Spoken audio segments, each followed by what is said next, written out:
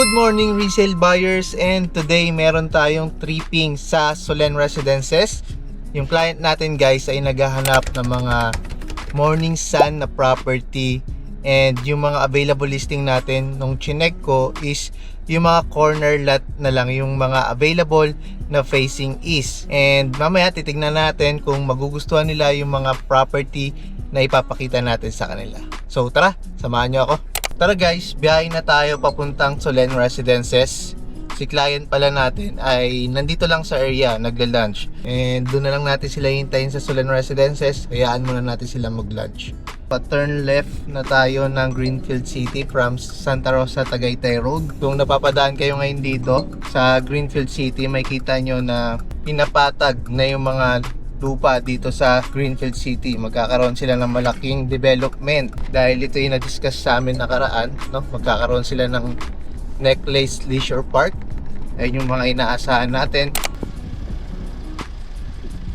So ayan guys, nandito na tayo sa Solen Residences, and dito na lang natin hihintayin yung client natin. Dito kasi ako pumipwesto kapag may hinihintay akong client, kasi para ma-i-assist ko si client pagpasok dito sa gate ng Solen Residences. Medyo maigpit kasi dito guys. Di lang medyo, sobrang higpit po. Di po tayo makakapasok nang walang access. So dito ko na lang hinihintay yung client natin para sabay kami papasok dito sa Solen Residences.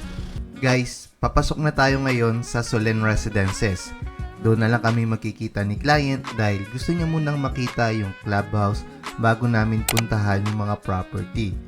After natin mag-tour dito sa clubhouse at iba pang amenities, dediretso naman tayo sa first lot listing natin para makita niya mismo yung actual property na ino-offer natin. Itong first lot resale listing natin, ito yung pinakamalaking lot size na available ngayon dito sa Solen Residences.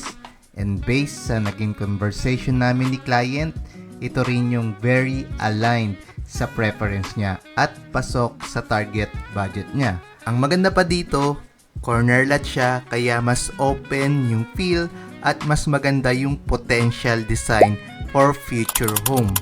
Plus, morning sun orientation, meaning natural light in the morning which gives a brighter and more comfortable atmosphere sa property. And honestly guys, gustong-gusto na nila itong property. In fact, napag-usapan na namin yung offer letter na ipapasa namin kay seller at ready na sana kaming mag-proceed sa next step. Pero fortunately, nagkaroon ng change of plans si buyer kaya hindi natuloy yung transaction. So kung interested ka sa property na ito, good news, available pa rin siya sa ating inventory.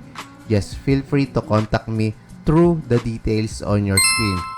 I'll be more than happy to assist you. So yun guys, dito na nagtatapos itong maikling vlog natin, and ayan, see you on the next tripping.